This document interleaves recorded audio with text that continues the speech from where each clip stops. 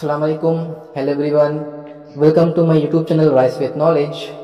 उम्मीद है आप सभी काफ़ी अच्छे होंगे और आप सभी को मेरा पहला वीडियो बहुत पसंद आया होगा और समझ भी आया होगा। आज हम लोग एक न्यू और एक बहुत ही इंटरेस्टिंग टॉपिक के ऊपर बात करेंगे और इसका नाम है स्टेट। ये सेशन हम लोग को स्टेट के ऊपर होगा कि एक स्टेट होता क्या है, ठीक है। और जिसे हम लोग आज के टाइम पे कंट्री कहते हैं और स्टेट वर्ड भी हम लोग कहते हैं। पॉल साइंस जब हम लोग पढ़ेंगे तो पॉल साइंस में कंट्री को एक स्टेट के तौर पर जाना जाता है।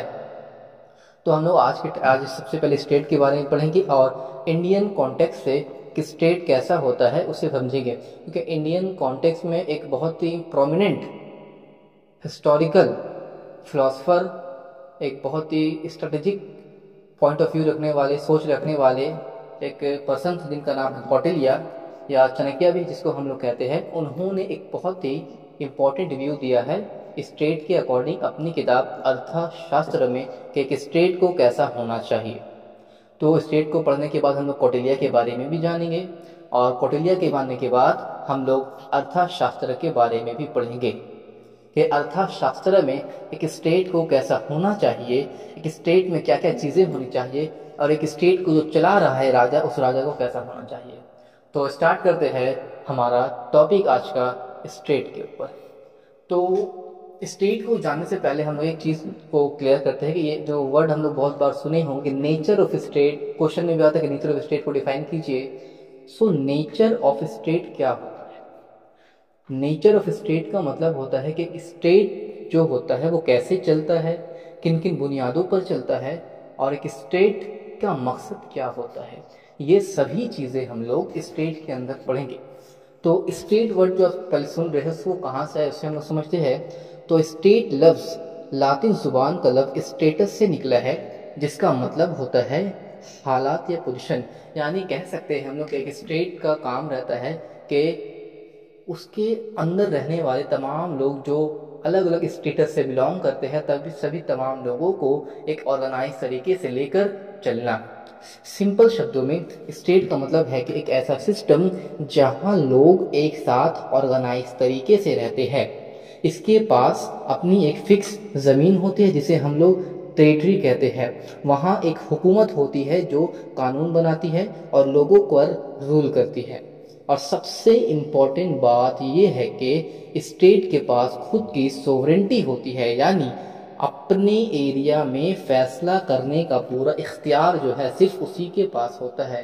कोई भी एक्सटर्नल या इंटरनल पावर उसको फोर्स नहीं कर सकती। उसके पास खुद का पावर, खुद का सोवरेंटी, खुद का सुप्रीम पावर होता है। सो इसलिए हम कह सकते हैं स्टेट एक ऑर्गेनाइज पॉलिटिकल कम्युनिटी है जो अपनी ज़मीन, लोगों और हुकूमत के साथ एक सिस्टम में चलती है। ओके, सो स्टेट लफ्ज़ जो कि एक मॉडर्न लफ्ज़ है जिसे निकोलो मैकियावेली ने इस्तेमाल किया था अपनी मशहूर किताब द प्रिंस में। इन्होंने अपनी किताब लिखी थी द प्रिंस 1513 में, 1513 में, और इस किताब को 1532 1532 में पब्लिश किया था। इन्होंने अपनी किताब में वर्ड स्टेट का इस्तेमाल किया। तो भाई आज के टाइम पे तो स्टेट वर्ड निकोलो मैकियावेली ने इस्तेमाल किया 15वीं सेंचुरी में। इससे पहले स्टेट को क्या कहते थे? तो इससे पहले हम लोग जो वर्ड पोलिस सुनते आते हैं, रिपब्लिक वर्ड जो सुनते आते हैं, पोलिस, सिटी स्टेट जिसको हम लोग कहते हैं। पोलिस एक ग्रीक वर्ड है जिसका मतलब होता है सिटी स्टेट। तो स्टेट को पहले हम लोग पोलिस के नाम से जानते थे। जो पुराने ज़माने के जो फिलोसफर थे जैसे एरिस्टोटल, प्लेटो, इन लोगों ने स्टेट को बेसिकली पोलिस या रिपब्लिक जैसे लफ्ज़ से इस्तेमाल किया है। खैर, हम लोग अब आगे बढ़ते हैं। तो स्टेट के तो 4 एलिमेंट्स हैं, पॉपुलेशन, टेरिटरी, गवर्नमेंट और सोवरेनिटी, जिसको आगे हम लोग और भी अच्छे से तफसील से पढ़ेंगे। अब ये पॉइंट आते हैं कि स्टेट कैसे बनी। इसके बारे में अलग अलग जो हिस्टोरियंस है उन लोगों ने अपने अपने थ्योरीज दिए हैं कि स्टेट कैसे बना। जैसे डिवाइन ओरिजिन थ्योरी, एक ये थ्योरी ऐसा है कि एक के स्टेट भगवान की मर्जी से बना है, यानी एक भगवान अपना एक नुमाइंदा ज़मीन में भेजता है और उससे पूरा स्टेट को चलवाता है। ये डिवाइन ओरिजिन थ्योरी का कंसेप्ट है। सेम एज एक किसी ने फोर्स थ्योरी बताया कि जो फोर्स थ्योरी है इसमें इसके ज़रिए स्टेट को ताकत के जरिया बनाई जाती है, और एक है एवोल्यूशनरी थ्योरी कि धीरे धीरे सोसाइटी डेवलप हुई, और सोशल कॉन्ट्रैक्ट थ्योरी जहाँ पर लोग एक दूसरे से बातचीत करके कॉन्ट्रैक्ट के जरिए स्टेट को बनाते हैं। तो ये जो जो थ्योरीज है, जिसे हॉब्स हो गया, लॉक हो गया, रूसो ने एक्सप्लेन किया है, इस थ्योरी के मुताबिक लोगों ने अपनी कुछ आज़ादी छोड़कर एक ऑर्गेनाइज अथॉरिटी बनाई ताकि सोसाइटी में सिस्टम और पीस बना रहे। अब अगर हम इंडियन पर्सपेक्टिव देखें तो स्टेट का आइडिया कौटिल्य ने, या जिसको हम चाणक्य भी कहते हैं और विष्णुगुप्ता भी कहते हैं, इसको आप लोग को याद रखना है, कंफ्यूज नहीं होना कि विष्णुगुप्ता चाणक्य अलग नाम है। एक ही पर्सन का 3 नाम है, कौटिल्य, चाणक्य और विष्णुगुप्ता। ओके, तो कौटिल्य की किताब अर्थशास्त्र में मिलता है। उन्होंने अपनी किताब में सप्तंग थ्योरी को भी डिफाइन किया है, जिसको हम लोग 7 लिम्स भी कहते हैं, स्टेट के 7 अंग, जिसमें है राजा, मंत्री, जनपद, दुर्गा, कोशा, सेना, प्रजा, इस तरह के नाम हैं जिसको हम लोग आगे डिफाइन भी करेंगे, इसका मतलब होता क्या है। स्टेट असल में एक सियासी सिस्टम है जहां लोग एक फिक्स ज़मीन पर रहते हैं, एक हुकूमत होती है जो उनको रूल करती है और जिसके पास अपना इख्तियार होता है। ये सोसाइटी में लॉ एंड ऑर्डर और एडमिनिस्ट्रेशन कंट्रोल करती है। अब हम लोग आगे बढ़ते हैं और जो स्टेट के 4 इंपॉर्टेंट एलिमेंट्स है उसको तफसील से पढ़ेंगे। सबसे पहला पॉपुलेशन। देखिए, स्टेट तभी बनता है जब लोग होते हैं। लोग ही स्टेट का दिल होता है, सेंटर होता है, चाहे पॉपुलेशन ज़्यादा हो या कम। बिना लोगों के स्टेट एग्जिस्ट ही नहीं कर सकता है। अगर लोग ही नहीं होंगे तो आप रूल किसके ऊपर करिएगा, पॉइंट है। अब आती है ज़मीन, टेरिटोरी। स्टेट के लिए एक फिक्स ज़मीन ज़रूरी है जिसमें लैंड, नदी, समुद्र भी हो सके तो अच्छी बात है, और खुद का एयर स्पेस भी शामिल होती है। ये उसकी अपनी बाउंड्री होती है जो ज़रूरी होती है, उसको अपने रिसोर्सेज वगैरह के लिए चाहिए होता है। अब आता है गवर्नमेंट स्टेट को चलाने के लिए एक अथॉरिटी चाहिए जो कानून बनाए, अमन बरकरार रखे और सिटीजन की हिफाजत करे। ये काम करता है गवर्नमेंट। अब सबसे इंपॉर्टेंट चीज़, गवर्नमेंट को चाहिए सुप्रीम पावर अथॉरिटी। स्टेट का सबसे इंपॉर्टेंट एलिमेंट है ये कि उसके पास सुप्रीम पावर हो, अपने फैसला खुद ले सके, मतलब स्टेट किसी और कंट्री या पावर के अंडर ना हो। तो अभी तक का हम जितना समझे स्टेट के बारे में, आई होप कि आपको समझ आ जाए। अब हम लोग इंडियन पर्सपेक्टिव में जो चाणक्य ने स्टेट के अकॉर्डिंग व्यू दिया है अपना, उसको हम लोग पढ़ेंगे। तो हम लोग पहले चाणक्य के बारे में जानते हैं कि चाणक्य है। चाणक्य, जिसको हम लोग कौटिल्य और विष्णुगुप्ता के नाम से भी जानते हैं, जो live around the 4th century BC, जो 4th सेंचुरी BC के आसपास करीब में उनका जन्म हुआ, जो कि ग्रेट टीचर है, फिलोसफर है, थे, इकोनॉमिक्स थे एंड पॉलिटिकल थिंकर भी थे। और उन्होंने एक बहुत इम्पॉर्टेंट रोल प्ले किया है इंडिया के उस टाइम की जो डायनेस्टी था, नंदा डायनेस्टी को हटाकर, मतलब कि उस टाइम में कुछ क्लैश हुआ था तो कौटिल्य के साथ, और नंदा वंश के जो आखिरी राजा थे धनानंद, उनके साथ कुछ क्लैश हुआ था। तो कौटिल्य ने ये वचन लिया था कि जब तक उनके वंश को ख़त्म नहीं कर देंगे तो तब तक वो शांत नहीं रहेंगे। तो उन्हें एक बच्चा मिलता है जिसका नाम है चंद्रगुप्त मौर्य। वो चंद्रगुप्त मौर्य को ट्रेन करते हैं और उसका हेल्प करते हैं धनानंद को हराने में। तो यहाँ पर मौर्य एम्पायर को इस्टेब्लिश करने में एक बहुत इंपॉर्टेंट रोल है कौटिल्य का, और बाद में वो चीफ एडवाइजर और प्राइम मिनिस्टर भी रहे चंद्रगुप्त मौर्य के, जो एम्पायर था मौर्य एम्पायर उसके। और इस फिर उन्होंने एक अपनी किताब लिखी जिसका नाम था अर्थशास्त्र, जो कि उस किताब में वो पॉलिटिक्स, इकोनॉमिक्स, डिप्लोमेसी और एडमिनिस्ट्रेशन को डिफाइन किए हैं कि एक स्टेट को चलाना है तो कैसे चलाना है। और इनके स्टेट जो किताब है, इन किताब को आज भी बहुत से कंट्रीज फॉलो करते हैं, और इसी वजह के कौटिल्य को इंडिया का मैकियावेली कहा जाता है। क्योंकि आपको मैकियावेली, अभी आपको हम बताएं कि निकोलो मैकियावेली एक फॉरेनर थे, स्कॉलर थे जिन्होंने स्टेट को बयान किया था अपनी किताब द प्रिंस में, तो इसी तरह उनको इसके साथ कंपेयर किया जाता है। और उनकी विजडम की वजह से इसके साथ साथ वो स्टार्टिंग दौर में तक्षशिला यूनिवर्सिटी के टीचर भी, अध्यक्ष भी रह चुके हैं। अर्थशास्त्र। तो इन्होंने फिर किताब लिखी अपनी अर्थशास्त्र 3rd सेंचुरी बीसी में, जिसमें इन्होंने state craft, economic policy, foreign policy, military strategy और डिप्लोमेसी जैसी चीज़ों के बारे में बात की। और ये किताब इन्होंने संस्कृत लैंग्वेज में लिखी। और उसके साथ साथ इस किताब में गवर्नमेंट के बारे में, law, civil and criminal code वगैरह, सिस्टम वगैरह के बारे में भी बहुत अच्छी तरीके से बताया गया है कि कब आपको जंग लड़नी चाहिए, कब आपको सुकून यानी पीस को बरकरार रखते हुए कब ट्रीटी वगैरह करना चाहिए। ये सभी चीज़ें अर्थशास्त्र में कौटिल्य ने डिफाइन की है। लेकिन एक और टर्निंग पॉइंट आता है, कह सकते हैं कि जब इन्होंने ये किताब लिखी तो उसके कुछ सालों के बाद ये किताब जो होती है वो घूम जाती है, हिरा जाती है, कह सकते लॉस्ट हो जाती है। दोबारा ये किताब की एक कॉपी 1905 में आर क्षमा शास्त्री ने खोजा जाता है। ये किताब जो हो जाती है तो इसे 20वीं सेंचुरी में रुद्रपटना क्षमा शास्त्री ने ओरिएंटल रिसर्च इंस्टीट्यूट, जो कि मैसूर में पाया जाता है, वहाँ पर इन्हें अर्थशास्त्र की एक कॉपी मिलती है दोबारा 1905 में। और जब इन्हें ये किताब मिलती है तो इन्होंने 1909 में इस किताब को दोबारा से लिखा इंग्लिश जबान में, इंग्लिश लैंग्वेज में, और उसको ट्रांसलेशन वगैरह करके 1915 में इसको पब्लिश कर दिया, जिससे पूरी दुनिया अर्थशास्त्र से जान पाई, अर्थशास्त्र से नॉलेज ले पाई।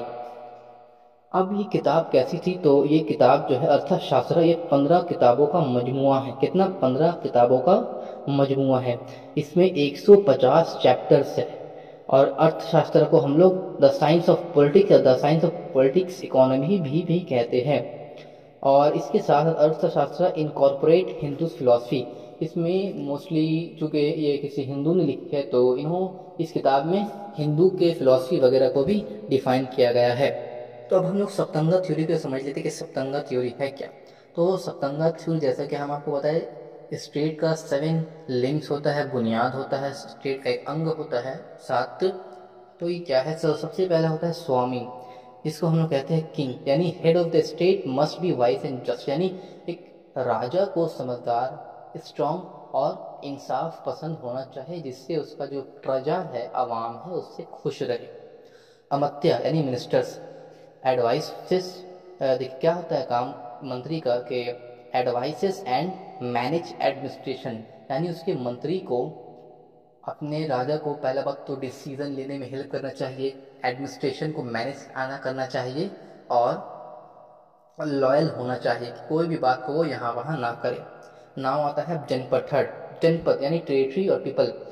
तो जनपद आपको फिर भी हम डिफाइन करें, जनपद 2 वर्ड से मिलकर बना है, जन और पदा। जन का मतलब होता है लोग और पदा का मतलब होता है टेरिटरी, जमीन, टेरिटरी।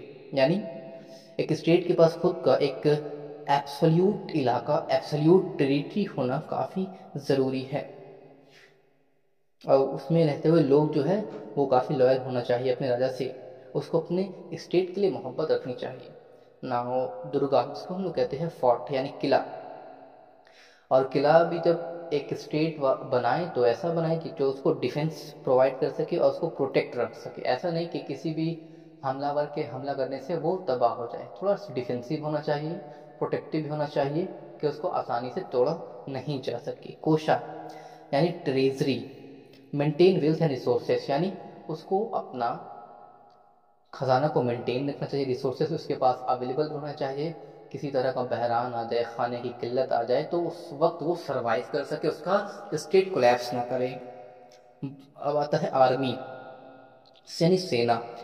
उसकी आर्मी इतनी मजबूत होनी चाहिए कि वो अपने स्टेट को, अपने राजा को सिक्योर फील करा सके और उसके और खुद में अपने आप में ताकत फील हो के उसके पास खुद जो सेना है, आर्मी है, बहुत ही मजबूत है। और ज़्यादा आर्मी ज़्यादा पावरफुल रहता है।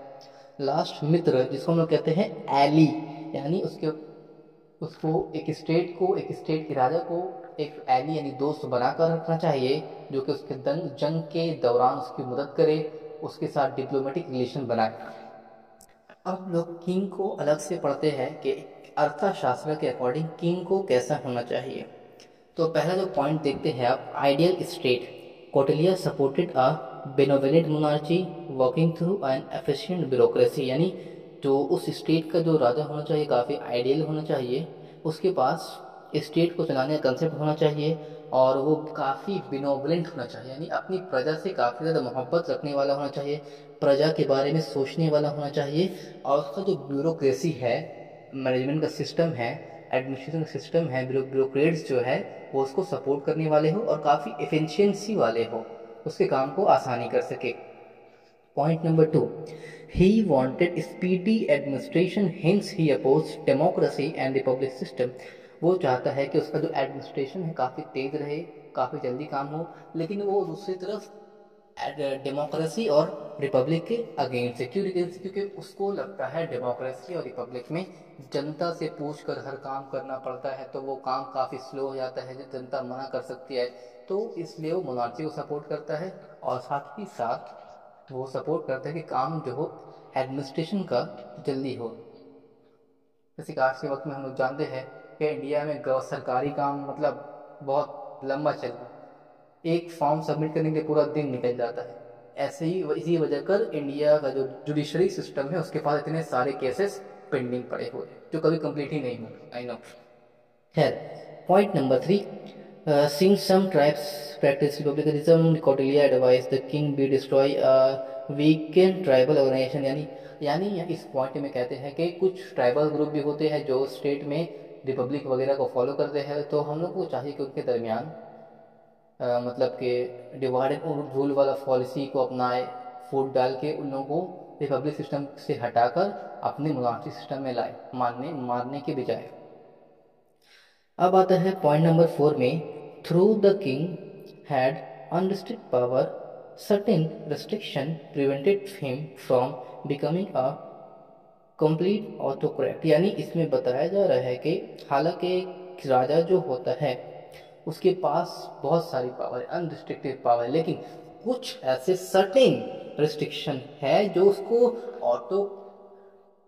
ऑटोक्रेट राजा होने से, मनमानी चलाने वाला राजा होने से बचाती है। क्या है भाई वो पॉइंट? तो किंग नीड्स मिनिस्टर, क्योंकि a single wheel can not move, he must take advice from minister. यानी किंग को ज़रूरी है कि वो अपने काउंसिल ऑफ मिनिस्टर के साथ डिस्कशन करे, एडवाइस ले, तब जाके डिसीजन ले, क्योंकि सिंगल व्हील कैन, यानी एक सिंगल व्हील जो होता है वो खुद अकेले नहीं चल सकता, उसको सबको लेकर सबसे सलाह मशवरा करके चलना पड़ता है।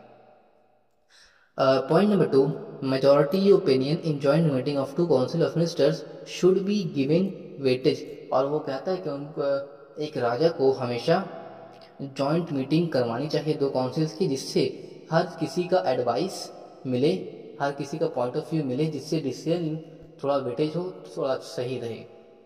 पॉइंट नंबर 3 जो है C, council role advisory only, the king may accept या रिजेक्ट देयर सजेशन। एक राजा के पास एक पावर तो होती है कि वो अपने काउंसिल का जो एडवाइस है, रोल है, पॉइंट ऑफ व्यू है, उसको एक्सेप्ट भी कर सकता है, अगर खराब लगे तो रिजेक्ट भी कर सकता है। अब आता है इनडायरेक्ट चेक्स, यानी the king must respect tradition, custom and sacred loss which neither he nor his subject could ignore. यानी एक किंग का कुछ ऐसे ट्रेडिशंस होती है जिसको वो इग्नोर नहीं कर सकता है, कुछ रस्म रिवाज ऐसी होती है जिसको वो इग्नोर नहीं कर सकता है, उसके राजा के भी कुछ लॉस होते हैं, कानून वगैरह होते हैं कि आप इससे ज़्यादा नहीं बढ़ सकते हैं, आपकी कुछ लिमिट्स हैं, अपने गलत इस्तेमाल नहीं कर सकते ताकत का। इस तरह एक राजा को ऐसा होना चाहिए। अब पॉइंट आता है कि एक स्टेट अर्थशास्त्र अकॉर्डिंग कैसी होनी चाहिए। तो सबसे पहला point, the state had all embracing powers, not only protection of life and property but also control over society. यानी सबसे पहले स्टेट के पास सभी चीज़ें की पावर होती है, लेकिन वो सिर्फ और सिर्फ प्रोटेक्शन, लोगों के प्रोटेक्शन में ध्यान ना दे, बल्कि साथ ही साथ उनकी पर्सनल लाइफ और सोसाइटी को भी मेंटेन रखे, कि उसका सोसाइटी पीस और सिक्योरिटी के साथ रहे। दूसरा point, it regulated the economic system. Kautilya even suggested nationalisation of big industries and trade. Kautilya कहते हैं कि जो अगर आप अपने इकोनॉमिक सिस्टम को बेहतर तरीके से रेगुलेट करना चाहते हैं तो जितनी भी बड़ी बड़ी इंडस्ट्रीज है, ट्रेडिंग वगैरह जो पोर्ट्स है, समंदर का है, सभी को नेशनलाइज करिए, अपने स्टेट के अंदर रखिए, जिससे हर कुछ आपके अंडर चलेगा, आपको उसके टैक्स मिलेगा। खैर, अब पॉइंट नंबर 3 है, the state control profession occupation public amusements and entertainment. और स्टेट हर प्रोफेशन के ऊपर नज़र रहता है, कंट्रोल रखता है कि कोई अपने प्रोफेशंस वगैरह गलत इस्तेमाल तो नहीं कर रहा है, हर चीज़ का प्रॉपर तरीके से हो रहा है या नहीं हो रहा है। Now fourth number point, it had a duty to protect the helpless and aged and provide relief during natural disaster. और स्टेट का काम ये होता है कि वो हेल्पलेस लोगों को या फिर ऐसे लोग जिसके पास जिनका कोई नहीं है, बहुत बूढ़े हो गए हैं, उनकी मदद करना, और अगर किसी तरह का डिजास्टर उसका स्टेट फेस करे तो उस दौरान वो अपने आवाम को रिलीफ दे, यानी कुछ पैसा वगैरह, खाने की चीज़ें, रहने की चीज़ें, जगह वगैरह प्रोवाइड करे। The अर्थशास्त्र भी discuss family relation showing state role in social and moral life. अब इस अर्थशास्त्र यहाँ पे ये बताया जाता है कि एक राजा को या फिर एक स्टेट को सिर्फ लोगों का बैरूनी मामलात में मतलब कंट्रोल नहीं रखना चाहिए, बल्कि उसका सेल्फ मामलात हो गया, सोसाइटी हो गया, पूरी तरीके से इसके ऊपर कंट्रोल इसलिए रखना चाहिए कि वो उनके हालात को समझे, उनका पर्सनल जो मसला है उसको हल कर सके, यानी मॉरल लाइफ के रिलेटेड। हिस्टोरियन से it was written from the view of विजिक्षु, a ruler aiming to conquer enemies. और अर्थशास्त्र के अकॉर्डिंग एक स्टेट पे जो राजा होता है वो ऐसा होना चाहिए जो आने वाला टाइम में उसकी जो पावर है वो उसके दुश्मनों को दिखे, उसकी ताकत उसके दुश्मनों को दिखे। लास्ट पॉइंट जो है, in short Kautilya suggested a totalitarian type of state controlling political, economic, social, cultural and moral life. और यानी आखिर में हम लोगों को यह समझ में आता है कि स्टेट एक ऐसा गवर्नमेंट की बात करती है जहाँ पर स्टेट का इंसानी ज़िंदगी में सियासी, माशी, समाजी, कल्चरली और मॉरल लाइफ सभी चीज़ों पर कंट्रोल हो। इससे एक स्टेट कौटिल्य के अकॉर्डिंग बेहतर चलेगा। तो आई होप कि आपको ये वीडियो अच्छे से समझ आ जाए। आपको जो भी किसी तरह का प्रॉब्लम हो, डाउट्स हो, आप कमेंट बॉक्स में कमेंट करें, और इस वीडियो को ज़्यादा से ज़्यादा सब्सक्राइब करें, लाइक करें, और कमेंट करने तो बिल्कुल ना भूलें। और इस तरह की और भी वीडियोस अगर आपको चाहिए तो आप मैसेज कंटिन्यू, आपको अगर किसी पर्टिकुलर टॉपिक पर वीडियो चाहिए तो आप कमेंट बॉक्स में कमेंट कर सकते हैं। और आपको इसका प्रॉपर नोट्स चाहिए तो आप डिस्क्रिप्शन में दिए गए नंबर पर कांटेक्ट कीजिए, आपको इसका प्रॉपर नोट्स भी मिल जाएगा। तो मिलते हैं हम लोग नेक्स्ट वीडियो में एक इंटरेस्टिंग टॉपिक के साथ।